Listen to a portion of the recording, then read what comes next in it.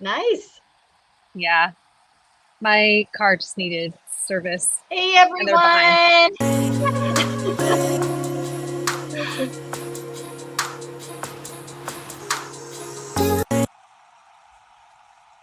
Hey everyone, it's Niki Shelton with Keeping It Real, and I'm here with Kerri. Kerri, how you doing today? I'm good. How are you?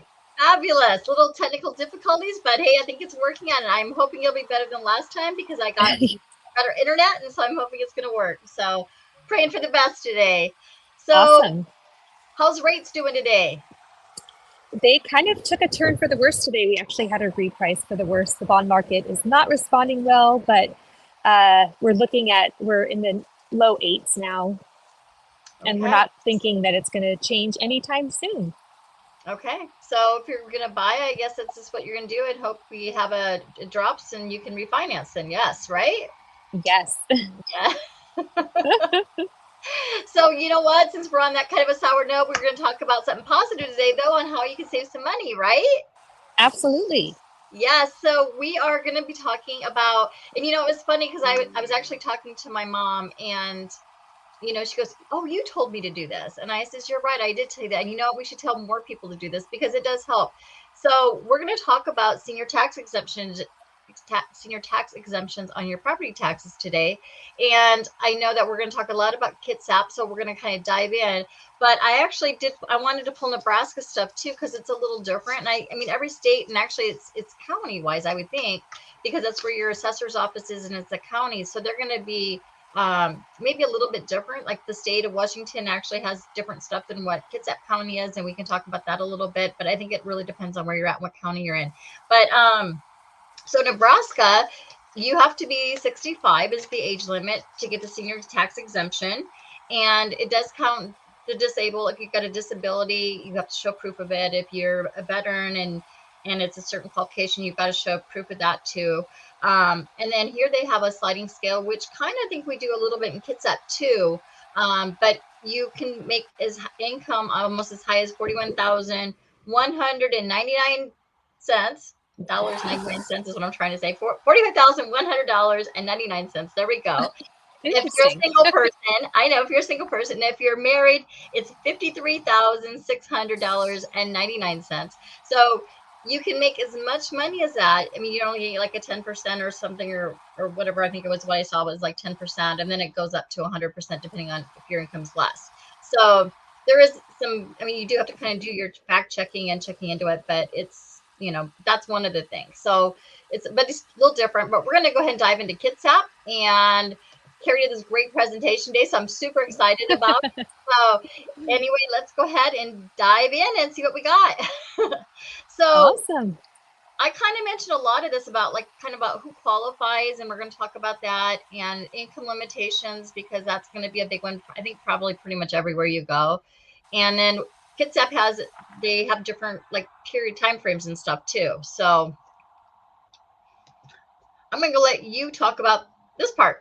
Yeah, so they ask who qualifies. Well, if you're over the age of 61, you do qualify to get a senior exemption. And on the disabled side, if you are no longer to have a qualified job in order to earn income because of a disability, or if you're a member of the service who is now separated and receives more than 80% disability, you can be exempt from property taxes.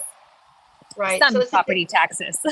Right. So and it's a different age in different states. So, I mean, if you have somebody who's, who's a little bit older or something, do check into it, even no matter what state you're in, because it can help. I mean, it can really save some I know our property taxes keeps going up and up and up. I mean, and it's like when you do hit that age and stuff like that, depending on where you're at again, it can help save you some money. So it's definitely worth checking into. Okay, let's talk a little bit more about what the income limitations are in Kitsap County. We're talking about Kitsap County, Washington specifically now here, okay? So most definitely. And there are caps because they just don't want anybody to be able to do it, because they do every year they assess your home value, and that's how they base your property taxes anyway. So I can see that I did not exclude some of the information that was on that particular slide. So apologies for that. You have to make less though, right? So I mean, what they do is when you this is what I've read. So when you initially apply for this, that's when they freeze that amount on your property taxes. Correct. And Yes. it can change because like what if, I mean, if the market crashes and things all of a sudden start dropping like that, then it'll be based on assessor's value because they're still going to be doing that like every year like they normally would. And so Right. it depends on which amount that they're going to use, whichever's lesser, right? Correct. Okay. All right. So So let's in talk about Kitsap the County, to be able to be eligible, you have to make $48,575 a year or less. And what that means is your property taxes are going to be frozen at that point and are exempt from all excess or special levies. And they do a breakdown here, and I kind of included all of that. So if you fall between, if you make less than that, between 41,102 and 48,574, you're exempt from all excess or special levies. And we see them all the time. We see levies for the school, for the fire department, police, and it's basically what keeps us going, road maintenance, all of that stuff. So you'd be exempt from that. Then in the next frame, your home will be exempt from all excess or special taxes.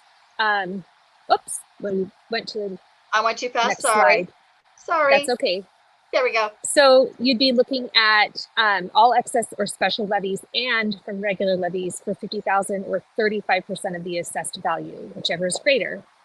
And then in the last frame there, your home will be exempt from all excess or special levies and from regular levies on the first 60,000 or 60% of your home assessed value, whichever is greater. Yeah, I mean, and a lot of, you know, when you get older, you're retiring, you might be working part-time and stuff like that. So a lot of people probably qualify for this. So again, it's definitely worth looking into. If you haven't done it and you've got a parent or you're in that age group, you know, definitely do some research and check into this. This is really important and it definitely can save some money. Oh, I've seen property taxes as low as like $300 a year.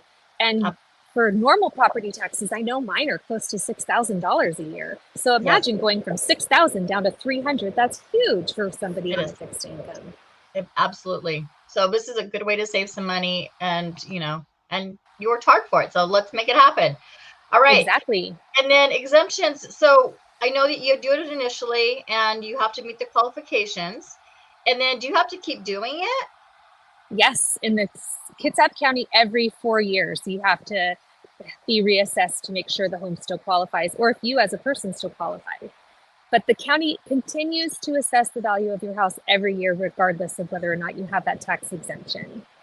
And again, that's so if for some reason there would be a dip, that they would use the lesser value versus the frozen amount. So, you know, it's a positive thing for seniors. So anyway, that's all we got for today. But thank you so much. Short but sweet. I know, right? But it's a great tip. And so make sure that you hit that like, subscribe, or follow button. And definitely join us again next week. Thanks for joining us. Bye, everyone. Thank you.